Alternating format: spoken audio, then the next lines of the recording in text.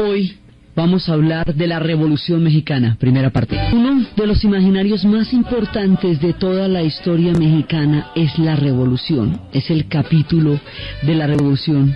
Habíamos visto el Día de los Muertos como uno de los más importantes, habíamos visto la Independencia, habíamos visto la Guadalupana. Bueno, la Revolución Mexicana, va a crear uno de los imaginarios históricos más importantes, no solamente para la nación de México, sino para toda la América Latina.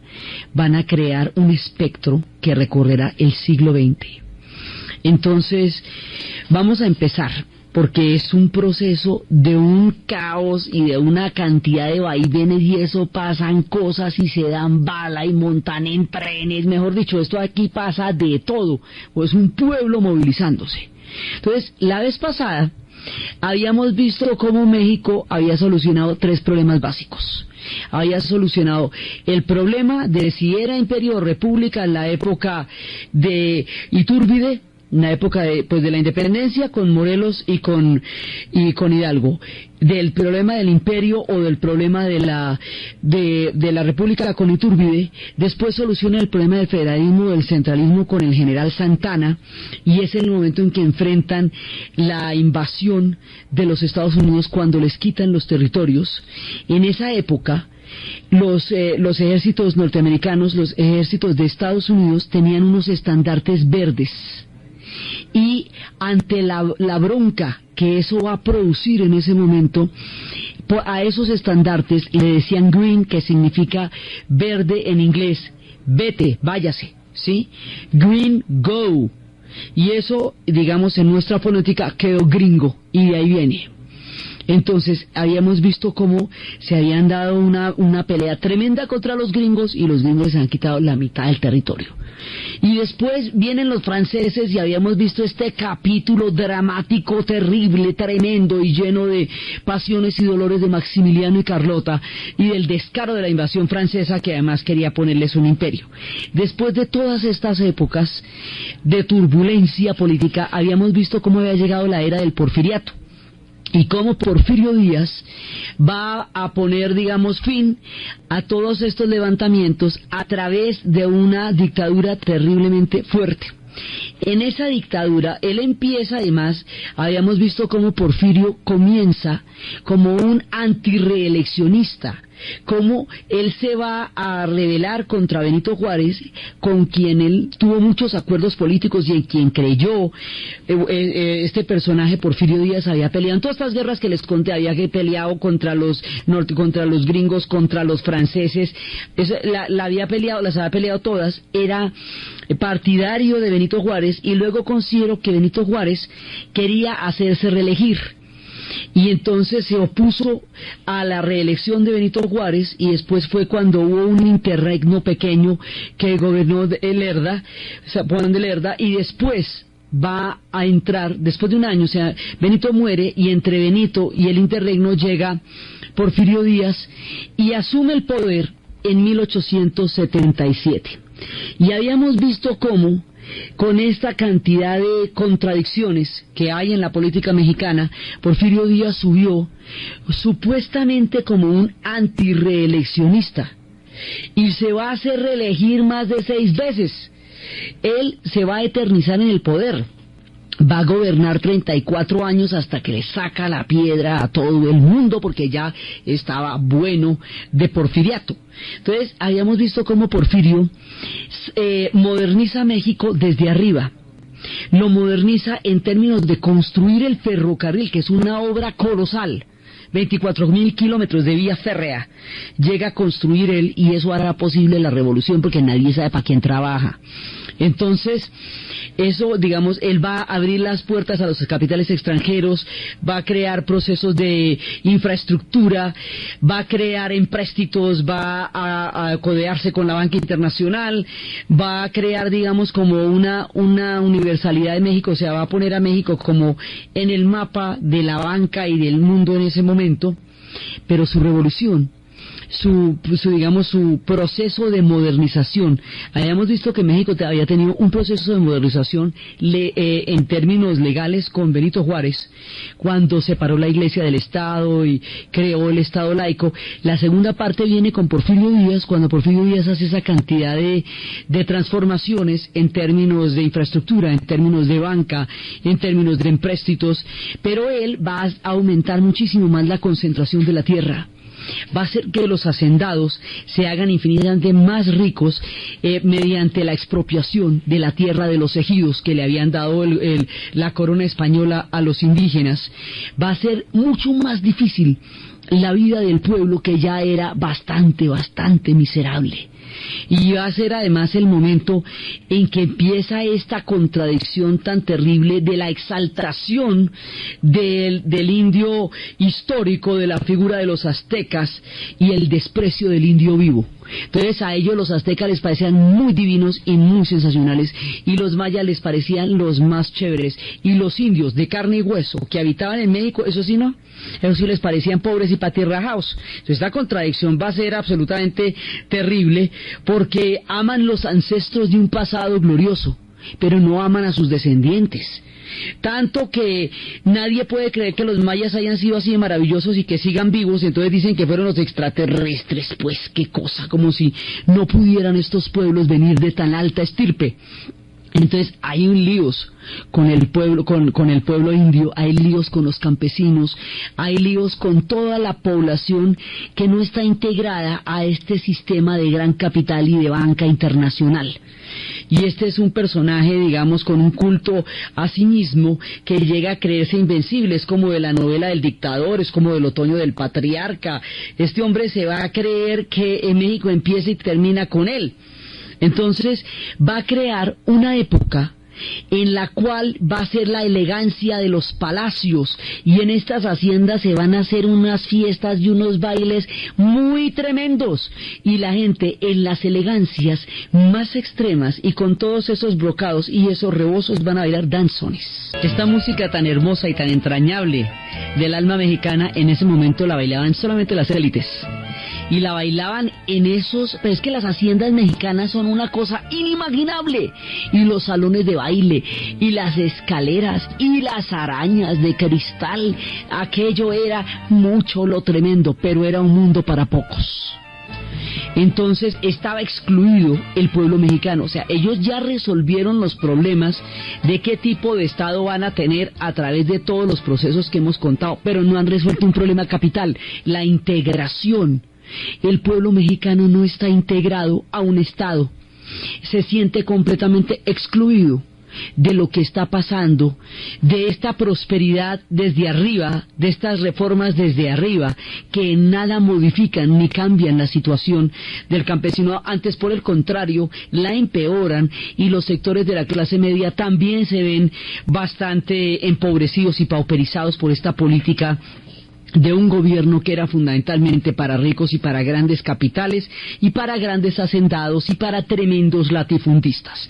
Entonces, Porfirio hace muchas modernizaciones, pero las hace desde arriba y para la élite.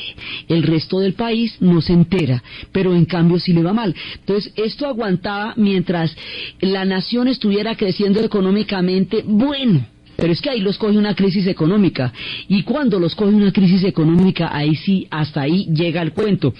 Hubo levantamientos, hubo un primer levantamiento de un personaje que se llama Ricardo Flores Magón, y ese levantamiento fue muy importante, pero lo aplastaron, digamos, fue un antecedente. Y luego ya la cosa se va poniendo, hay un momento en que Porfirio parecería que fuera a renunciar al poder. Parecería que se hubiera enterado que ya estaba bueno, pero Porfirio era así suavecito como Franco, y así de convencido de que podía dejar el poder en cualquier momento. Entonces hay un personaje que ya empieza a perfilarse en nuestra historia y que va a ser muy importante, que se llama Francisco Madero, y es de los criollos que habían jugado un papel tan dudoso en los procesos de independencia de México. Aquí van a tener un papel muy importante, porque él es de una familia pudiente, pero él se da cuenta que este México así no es viable. Es un legalista, es un hombre de leyes, es un reformador, Y este hombre ve que Porfirio está representando un peligro muy grande en la medida en que su eternización en el poder tiene en jaque a la situación en el pueblo mexicano. Entonces le da un compás de espera al hombre a ver con qué va a salir. Y luego sale Porfirio con que primero que él se retiraba de la política, que él ya estaba fatigado, y ya estaba cansado y qué tal, y luego sale que por la voluntad popular él se sacrifica y se va a meter otro periodo presidencial más, y le dicen tampoco, no hombre, usted es muy descarado. Entonces en ese momento sí se le levantan, y es cuando Madero va a escribir un libro contra la reelección. Y ese libro marca el comienzo, digamos, esta revolución va a durar en su periodo armado de 1910 a 1920. Y ese periodo armado es el que tiene la mitología, el hito, el imaginario histórico, pero en verdad la revolución va a durar casi hasta los 40, porque es hasta que se forma un Estado mexicano. Va a durar casi hasta Lázaro Cárdenas, 30, ya finales de los 30, porque esto va a desembocar cuando ya termine, digamos, toda la cantidad de peripecias que va a tener esta revolución. Al final de esta revolución, después de haberse echado toda la bala del mundo, cuando ya termine, se van a poner de acuerdo para parar de una vez por todas las balaceras. Y las pararon. No las han vuelto a tener. Y para ponerse de acuerdo en un Estado incluyente que articule e integre la sociedad mexicana, y el producto de este proceso es el que se va a llamar, con el nombre más paradójico, del Partido Revolucionario Institucional, que eso es como la cuadratura del círculo, porque una revolución institucional pues no es una revolución, es una institución. Pero bueno, así se llama, Partido Revolucionario Institucional, PRI. Entonces, en realidad este proceso va para formar un Estado que va a gobernar a México durante todo el siglo XX, porque el PRI caerá del poder unos poquitos años antes de que termine el siglo.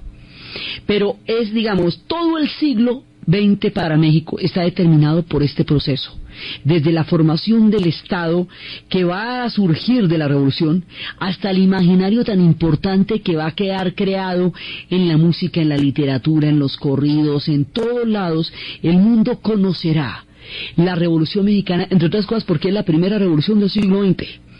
Así se inaugura el siglo en 1910, y es que en ese momento cuando vaya a caer Porfirio Díaz, no es una crisis la que lo va a tumbar, no, es una revolución, y eso no se había hecho antes de esa manera, nadie se sabía eso cómo era. Había corrido un siglo desde la independencia. Era el momento en que había terminado, estaban en plenas celebraciones, porque se acuerda que la rebelión de Morelos, de Hidalgo y Morelos, es en 1811 y en 1810. Entonces estamos en 1810, aquí celebramos los 100 años de la independencia mexicana. Pasan muchas cosas, como cuando pasaron en la época de Cortés, pasa el cometa Halley. Y cuando pasa el cometa Halley, acuérdense, aquí los esquemas cósmicos son bravos, los cambios van a ser fuertes, y el cambio que va a tener México aquí es de todo a todo. Pasa el cometa Halley, van los 100 años de la independencia mexicana. Estamos en este momento en plenas celebraciones, y cuando Porfirio nos sale con estas, entonces dicen, bueno, tampoco, este señor, mejor dicho, ya toca hacer alguna cosa, pues porque y tenía 80 años además, es que era descarado desde donde uno lo vea.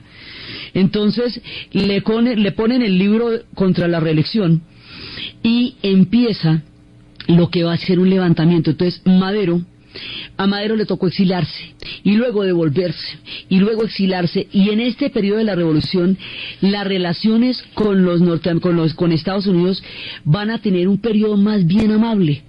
Digamos, ya la herida ha sanado un poco, ya están un poco más frescos, y Estados Unidos va a apoyar a Juárez, porque apoyó a Juárez. A Madero también lo va a apoyar en su momento, después va a reconocer a Carranza, va a tener un apoyo frente al proceso revolucionario, y además en Estados Unidos se consiguen las armas, entonces cruzan la frontera para conseguirse las armas y se devuelven. Entonces en esa época hay como una cercanía con Estados Unidos, que es de ese periodo. Eso después se va a poner color de hormiga, eso después se va a poner bravo, bravo esa relación con Estados Unidos, pero en este preciso periodo de la revolución, esa relación es más bien amistosa y es trascendental, porque la frontera define de todas maneras el curso de los acontecimientos en una gran medida. Entonces Madero Madero sube al poder con una interinidad y además él promete un plan, él promete el plan de San Luis de Potosí, y en el plan de San Luis de Potosí él dice que que se opone a la reelección y que va a devolver los ejidos, o sea, hasta ahora dice va a devolver los ejidos, o sea, las tierras comunales.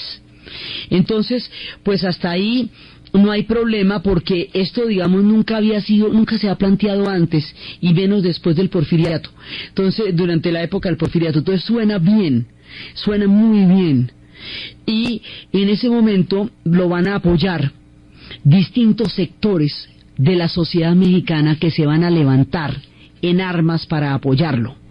Y ahí es cuando se nos va a armar, por un lado, los sectores que apoyan a Madero, y por otro lado, las tropas que quedaban leales a Porfirio Díaz, que eran las tropas federales.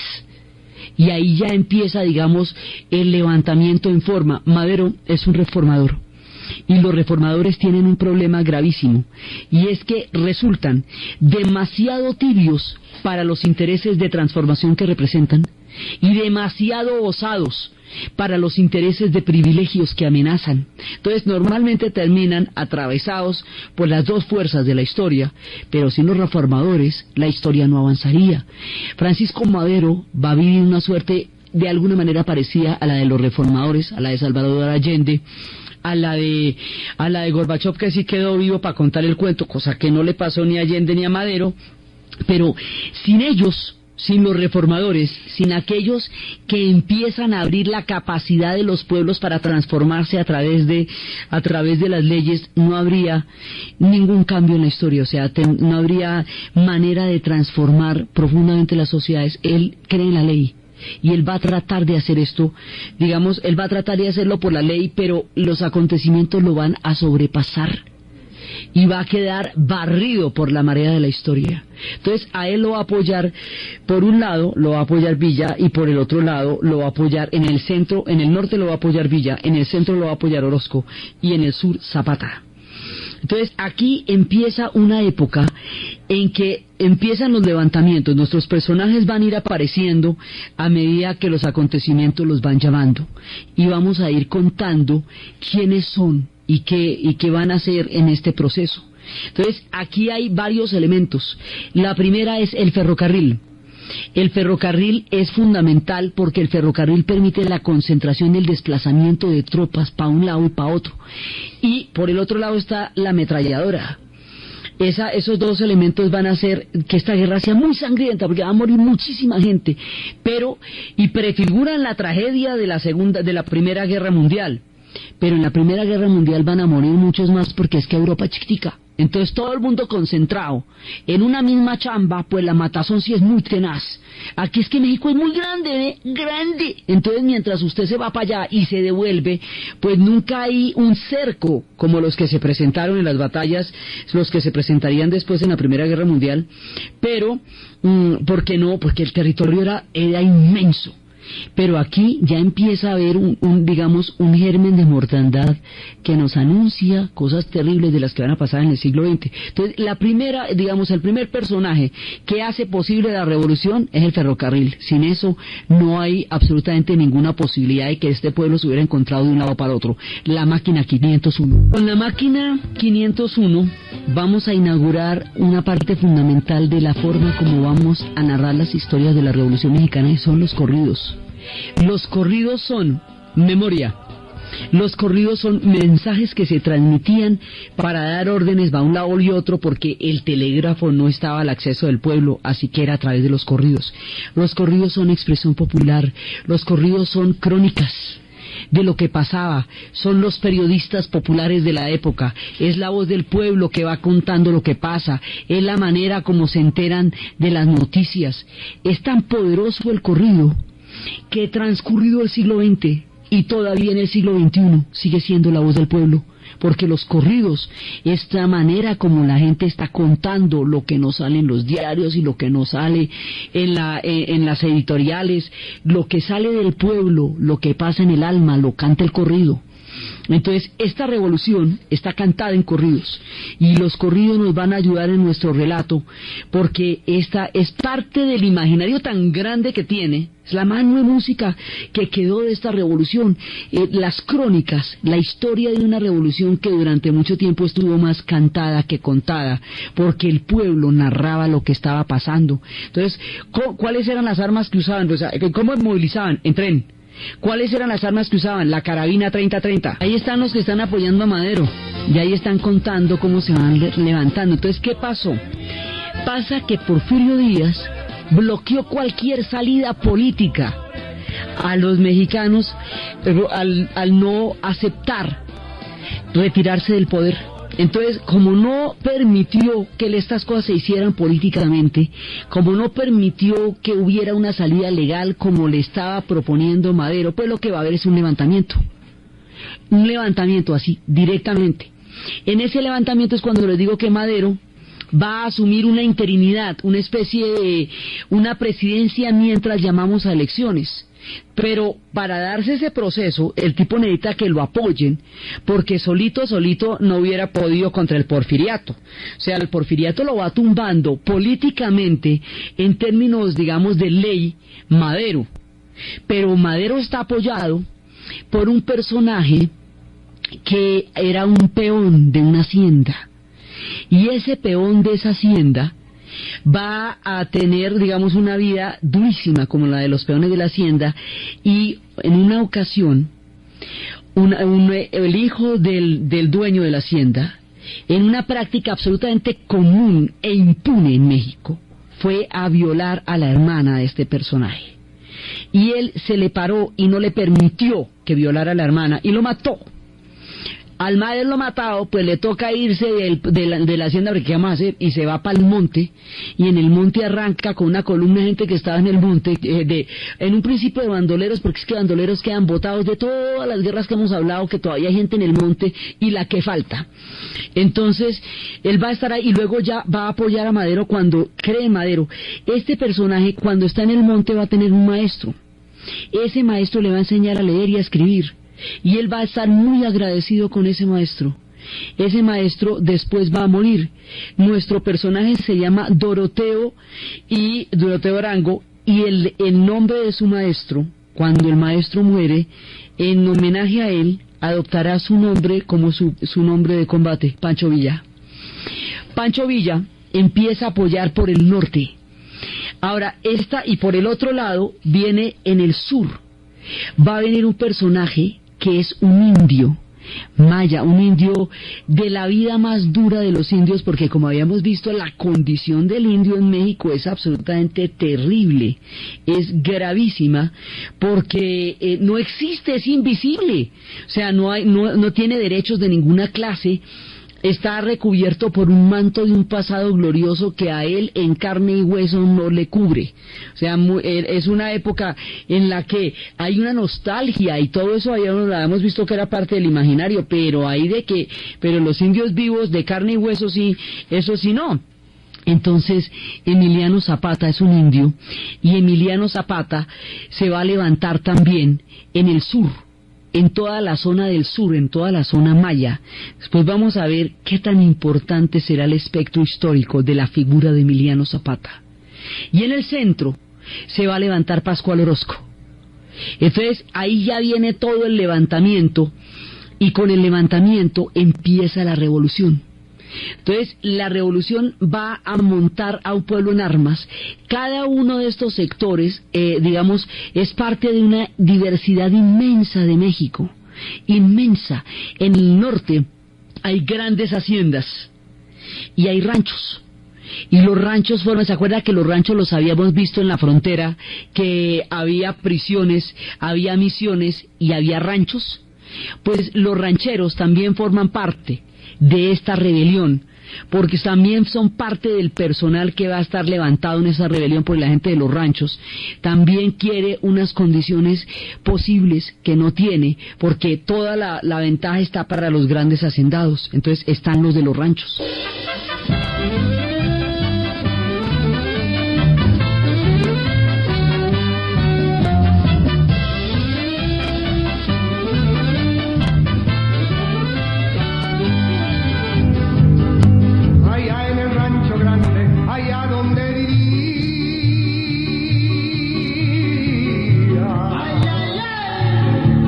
Esto no es exactamente un corrido, pero los rancheros también se levantaron.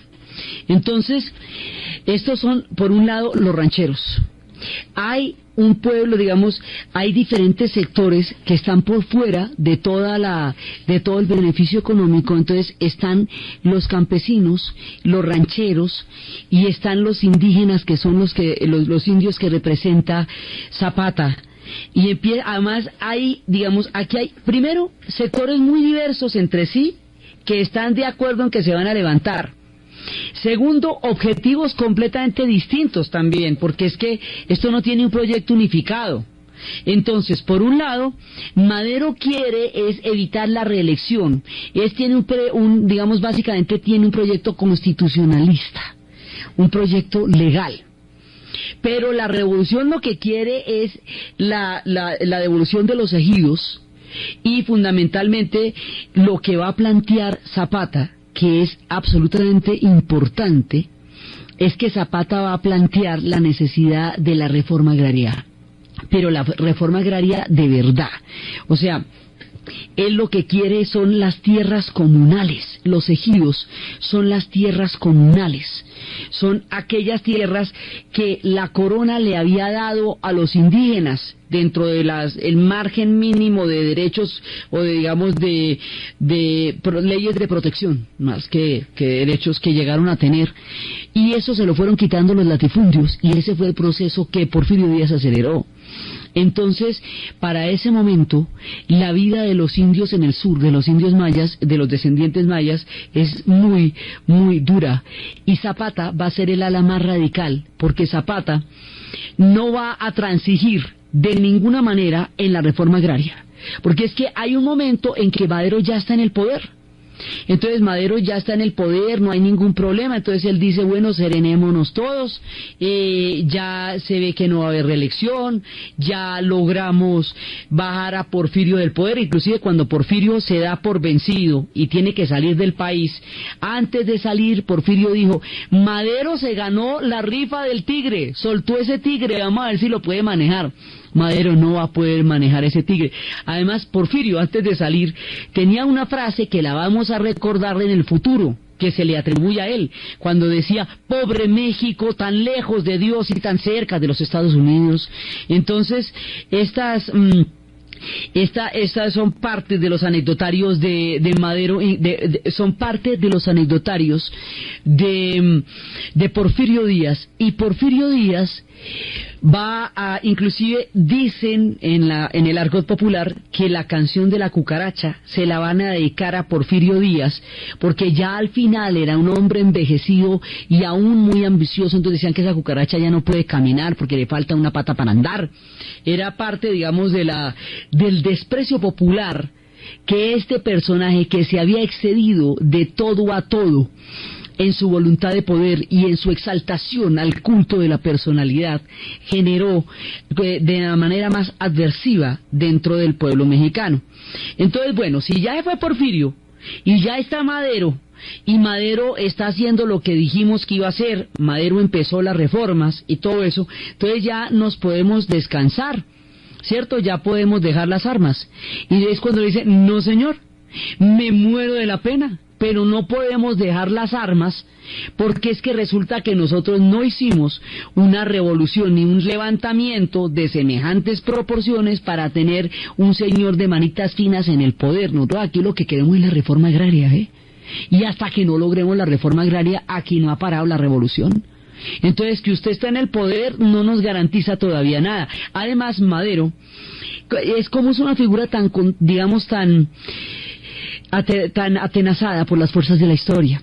Madero pensaba que era posible hacer las reformas con elementos del antiguo porfirismo en el poder, con algunos políticos que fueron parte del porfiriato. Y esto a los revolucionarios les resultaba una desproporción. Pero ¿cómo va a poder pactar con estos señores que derivaban su sustento de Porfirio Díaz? ¿Qué confiabilidad le van a merecer? Él no quería rupturas, él no quería tajantes divisiones, él quería conciliar los diferentes sectores. Y eso, en la condición de polarización que había en ese momento en México, no era posible. Entonces eso le va a quitar credibilidad frente a los grupos que están armados apoyándolo a él, porque dicen que no. Y hay un momento, además aquí empieza una contrarrevolución, porque un sobrino de Porfirio también va a tener unas tropas y se va a levantar. Y hay otro personaje que es Victoriano Huerta, que era del porfiriato, que también va a entrar a jugar en la escena política. Digamos, hay connotaciones de que el porfiriato nunca está completamente muerto y que de todas maneras no se puede conciliar con él. Entonces hay un momento en que le ordena a las tropas de Emiliano Zapata que se desmovilicen, y Emiliano no le cree. Emiliano le dice: no, yo no me puedo desmovilizar, además porque se le iban a entregar a Victoriano Huerta. Dice: pero si Victoriano Huerta era un porfirista, ¿usted cómo me va a decir que me desmovilice para entregarme a un porfirista? ¿Yo qué le voy a creer a usted eso? Entonces la revolución no termina con el fin del porfiriato, la revolución no termina con la llegada de Madero al poder, ni con sus reformas. La revolución continúa. Y esta revolución va a continuar de una manera, digamos, muy caótica, porque cada uno tiene un cuento distinto y a todo el mundo le falta 5 pa'l peso.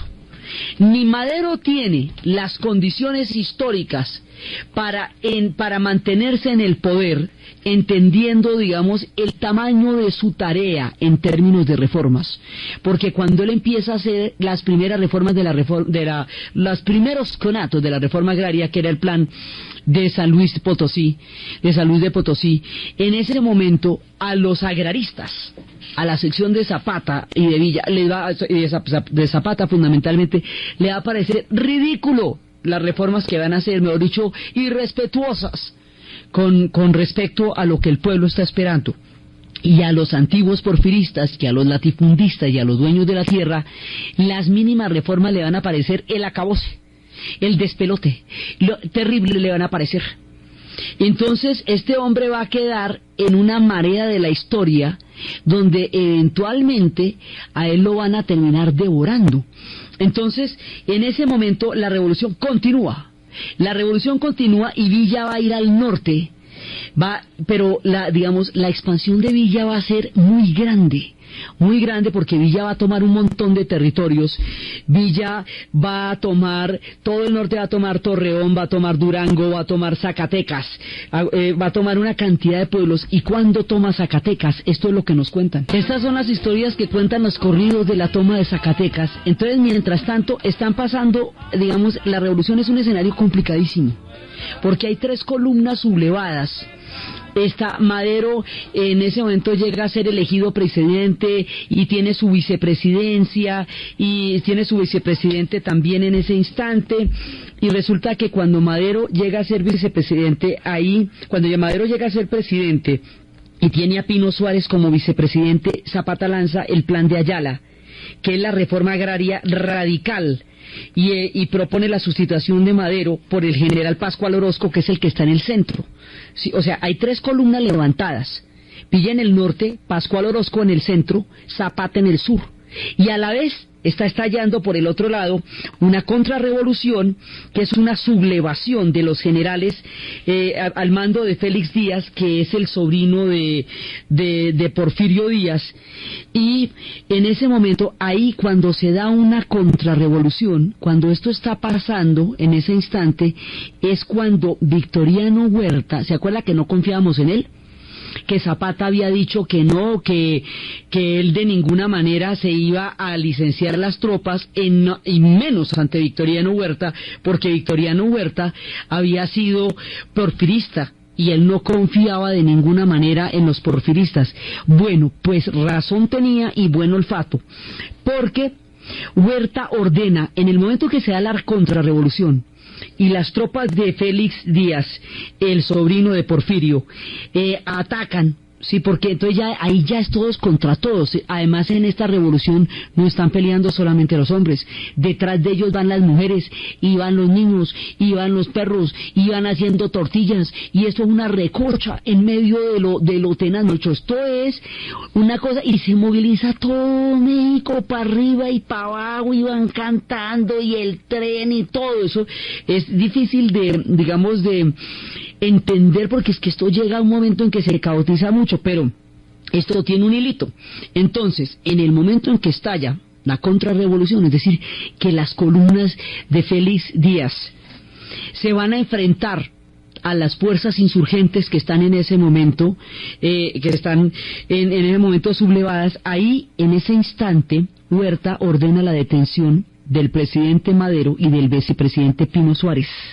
Entonces, después, a traición, y aquí empezamos porque esta lista no para, a traición, Madero y Pino Suárez van a ser asesinados por Huerta, bajo la, digamos, en llave con Díaz, con Félix Díaz, van a ser asesinados por Huerta, como efectivamente pensaban que ese tipo era un traidor. Y este digo es el primero, porque a esto se los van a bajar a todos, o sea, finalmente también más adelante Villa, también Zapata, también Carranza, además de Madero, van a morir, porque el asesinato político va a ser uno de los, digamos, de los instrumentos recurrentes en la historia mexicana, que es, digamos, una impronta terrible, además, terrible, porque eso es asesinar. Y este Madero, que lo que quería hacer era las cosas a lo bien, ¿ve? Él quería, digamos, que todos los sectores de alguna manera se vieran representados en las reformas que él quería hacer. Por eso no quería excluir a los porfiristas, porque consideraba que si los excluía, levantaba una polvareda que podría eclipsar las reformas. Entonces, de alguna manera quería mantener a algunos en el poder, hacer una reforma agraria, pero limitada. Ahí el problema, una reforma agraria limitada, que eso era inaceptable para Zapata. Entonces, por eso, ahí, y entonces lo que logra es que los porfiristas lo maten, las fuerzas de Zapata no lo obedezcan, y que lo abandone también Pancho Villa, porque Pancho Villa, de pronto, que fue muy leal a él y que creyó en él y que se levantó detrás de él, de pronto empieza a sentir que este hombre no logra sacar adelante los proyectos que dice tener. Entonces, aquí hay un momento en que la revolución nos enfrenta al problema de que ni Villa ni Zapata pueden crear un Estado, porque ellos lo que son es guerreros. Tienen la claridad meridiana de lo que el pueblo necesita, pero no tienen la manera de constituir una institucionalidad que lo haga posible. Solamente tienen, digamos, el coraje y la claridad de quien ha vivido la explotación y la miseria y conoce de cerca de qué se trata eso. Madero no tenía esa claridad que sí tienen Zapata y sí tienen Pancho Villa, pero él era el constitucionalista. Él podía haber creado un Estado, pero solito no podía, y en las condiciones en que eso estaba no era posible. O sea, ninguno de los tres tiene con qué sacar, digamos, sacar adelante la crisis. Entonces esto se va a profundizar, esta revolución va a durar años y años. O sea, como habíamos dicho, el periodo armado dura de 1910 a 1920. O sea, entre 1910 y 1920 se van a dar bala, lo que llaman darse bala, todos contra todos, y están y contra las fuerzas rebeldes, y hay contrarrevolución, y están los federales, y esta revolución va a tener un cronista por el cual el mundo la va a ver, y ese cronista es John Reed. John Reed primero fue testigo de la Revolución Mexicana, y es la primera vez, digamos, que hay un corresponsal en directo. Digamos, en la guerra de Cuba con Estados Unidos ya empezó todo el tema de los corresponsales, pero la Revolución Mexicana va a ocurrir ante los ojos de John Reed, y él le va a contar al mundo esto. Y más adelante, cuando estalle la Revolución Bolchevique, Lenin lo va a llamar y le va a decir: venga para acá. échele al mundo el cuento de lo que vamos a hacer aquí, que te cuento que va a ser tremendo. Entonces, él va a ser uno de los cronistas. Esta revolución además es donde ya existe la cámara de cine y ya se pueden hacer documentales. Entonces esto ya tiene la capacidad para hacer documentales, y por eso es que va a tener ya un seguimiento y una memoria visual, una memoria sonora, una memoria periodística y una memoria histórica. Van a enmarcar el capítulo de la revolución. Entonces, la primera parte es la de Madero.